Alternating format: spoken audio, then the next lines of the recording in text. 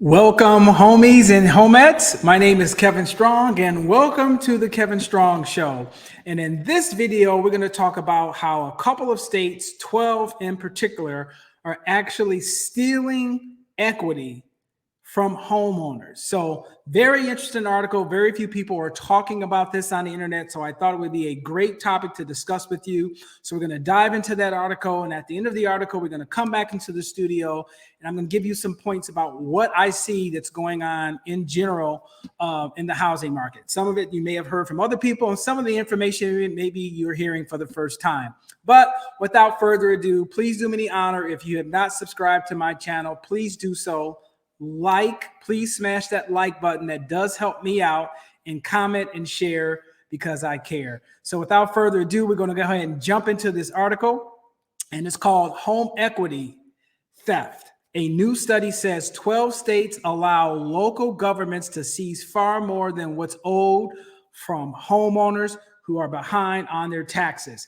And we're also going to discuss at the end of this article 3 ways to protect yourself. So let's go ahead and jump into this article. In 12 states and the District of Columbia, local governments can seize a homeowner's property along with any equity they may have built up if they fail to pay their property taxes. So this is very, very alarming on so many different levels, because especially it hits hard on the elderly community, because a lot of these folks are on fixed incomes and property taxes are going up year over year. Everybody knows about the cost of inflation regarding goods and services that are going up year over year. So those individuals who are typically elderly that are on fixed income are really getting hit hard. They don't have, for a lot of medical reasons, they don't have the flexibility to just necessarily go out and get another job. And some of these people have spent decades working hard to put themselves in a position to pay off their home, but only basically give it back to the local government because they cannot keep up with their taxes. So really sad situation here. The article goes on here to say that the report found that between 2014 and 2021, almost 8,000 homes were taken as payment on property tax debt, while the debt made up about 14% of the home's value. Governments and private investors were claiming over $777 million. So you've probably seen some things on the internet where people talk about tax redemption, or basically getting a property because of delinquent taxes. Very effective investment strategy. That's a separate issue. I'm also dealing with, before it gets to that point, how some of these local governments are just basically taking advantage of people unfairly, in my humble opinion. So here's a classic example of this, folks. The researchers point out that in many of these cases, the owner's equity is usually much more than the tax debt. I remember hearing about this years ago. In one example, the report cites a homeowner in Michigan lost his home over an $8.41 underpayment.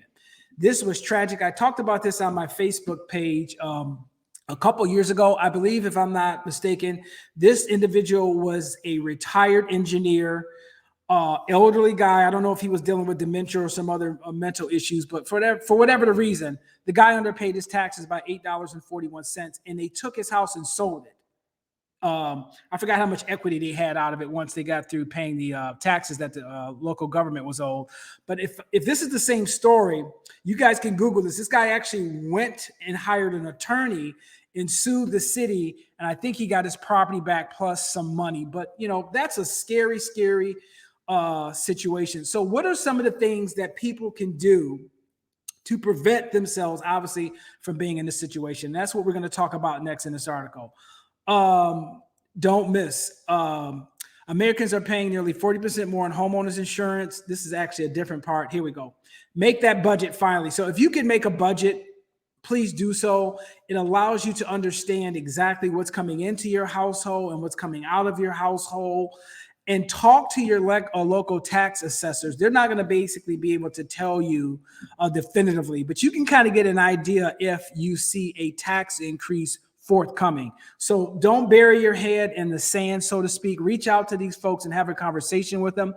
If you feel that your property taxes are unjust, they don't match the true value of your home, you can go through an appeals process, or basically you can fight that increase. But you're going to see a lot of this starting to happen because so much has gone on in the housing market recently. Housing prices have just gone up, up, and up, and property taxes have not caught up with these skyrocket home prices. Conversely, now that the market's going down, property taxes is a main source of revenue for most local governments. They fund education, they fund public safety, like police and fire and things of that nature. So a lot of these municipalities are going to be very, very reluctant to pull back on property taxes, even though they may know that the value really isn't there. Pay off your debts if at all possible, because this is obviously going to allow you to increase your disposable income, allow you to have some extra money. So in the event you get hit with a higher property taxes or you fall back on property taxes, maybe you have some discretionary income out there to get caught up so you don't find yourself in a situation where you've worked 20 or 30 years just to basically give your house to the government because you can't maintain your taxes. So we all know it's nice to have an objective of being able to pay off your house, but you always have to pay property taxes. And with that, you really never, ever effectively own the home. The government always owns the home. And create an emergency fund. I've talked about this ad nauseum. This may be very difficult, especially for somebody who's elderly, but you always want to have an emergency fund. There's a story out about how home insurance is just crushing people in the Florida area in wake of all of the natural disasters that have just been happening down there. So some of those folks are seeing, 200% increases, 300% increases in homeowners insurance. So a really, really, really tough situation. If you can afford to set aside a little bit of money, or if you're in a situation where you can work a second job just to have an emergency fund, things like that could really, really go a long way in helping you prevent yourself from being the victim of losing your home because of delinquent taxes. So a couple of other things I want to kind of discuss with you. A lot of guys know that how I'm pretty much a bearish guy when it comes to the housing market. And when I say that, I'm speaking from a retail standpoint. I think you need to be very careful if you're buying right now. Don't overpay. There's been a recent decrease in the average 30-year fixed rate, and that basically sparked a resurgence in refinancing, and that's basically because people are broke, right? They're tapped out, they're at their wits' end financially. In any type of release, they're doing these debt consolidation loans. Watch how when rates start to come down by the second half of this year, the refinance boom will probably tick up because people will just want to consolidate their debt with the equity that they have. But lending standards probably are going to change. So I'm going to get into that maybe a little bit later before we wrap up this video. So there's a lot out there talking about how investors are going to just run out here and buy up all of this property when it hits the market. So the inventory levels would stay very, very low, and that would keep house prices up or inflated. That's not the case. Those of you who are experienced investors know that a decent cap rate is around 5%. You can get almost a 5% on a 6-month T-bill. And I've talked about this on Facebook. So a lot of these institutional investors that are expecting to get 5 and 6% return on their money might decide to tell some of these hedge funds, you know what, dump all those homes that you've bought in the last couple of years, because I don't want to deal with tenants and toilets. Why don't I just buy a 6-month treasury bill from the United States government and get my 5% that way? And that's a cleaner way of getting a return on my money.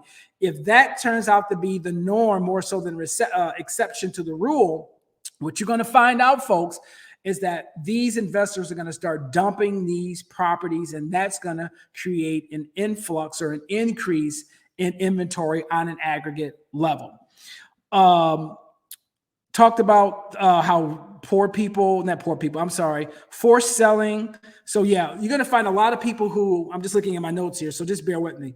You're going to find a lot of people that are elderly that have their house paid for. They're not in a tax delinquent situation, but this could further exacerbate the inventory situation. You're elderly, you've got a ton of equity, and now you see the equity going down, maybe at a rapid pace, kind of like in the West Coast area. Seattle, on the West Coast in California, maybe places like San Francisco, Los Angeles. San Diego starting to turn in a downward trend. So a lot of those folks probably were thinking about holding on to the home, but now they see that their equity is being chewed up. That might compel some of those people at that stage of their life to say, hey, you know what? I need to cash out on this property as soon as possible before I keep losing equity. And as a result of that action, that would lead to more inventory on the market. Here's a final tip that I wanted to share with you. A lot of people think that, well, there's no way we're going to revisit 2008. We may or may not. I think that's a possibility. I can't really give you a probability, but I'll tell you this. One of the big misconceptions that people say is like, hey, Kevin, the way they underwrite loans now is a lot more efficient and the risk isn't really there. I beg to differ a little bit. So I took a little notes and I'm saying here, better lending standards do not necessarily equate to a better loan portfolio from a financial institution standpoint. And here's my counter to that theory. If you have inadequate reserves, right? Because remember, you don't need 6 months of principal, interest, taxes, insurance for a lot of these no money down or low down payment products like FHA, VA, and 5% down on a conventional. So if you don't have adequate reserves, but all of a sudden we see a massive uptick in the job market in terms of the job market starting to get worse. Unemployment is ticking up, and I think it will tick up in 2023. So it is a moot point to talk about how low your interest rate is if you don't have income to service that 30-year fixed rate at, let's say, 3.25%. So as people become unemployed and more people lose their jobs and more people don't have reserves and emergency funds, this will force a lot of people to sell. I think Goldman Sachs announced in 2023 that they're laying off 4,000 employees. The average salary of a Goldman Sachs employee is over $400,000 a year. So obviously that person probably has some reserves, but my point is the more you make, the more you spend. Imagine what's going to happen to a lot of those households. How do you replace that income? Finally, last but not least, the millennial buyers. There's been plenty of stories out here that's talked about how millennials have bought and purchased homes within the last 2 years, and they have what's called buyer's remorse. They overpay, they grossly overpaid.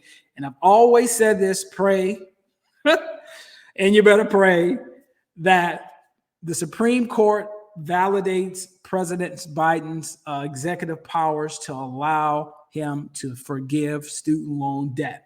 A lot of these millennials went out and overpaid for home prices. They have buyer's remorse. They're going to be facing possible job losses in 2023. And then on top of it, now all of a sudden they might have to deal with a $300, $400, $500, or $600 student loan payment if Joe Biden doesn't get his way. So those individuals will be forced to sell. That will further increase housing inventory. So I expect the foreclosure rate to continue to just blow up. I'm seeing leads on a daily basis. For those of you who don't know, I am a licensed real estate agent and a licensed mortgage person, and I'm getting a lot of leads that deal with distressed sellers basically needing loan modification or some type of loss mitigation help. And I only expect that to continue in 2023. So, you know, my motto, folks, keep your credit score up and keep your debt down. Once again, I do request that you subscribe to my channel. If you haven't, please smash that like button, comment and share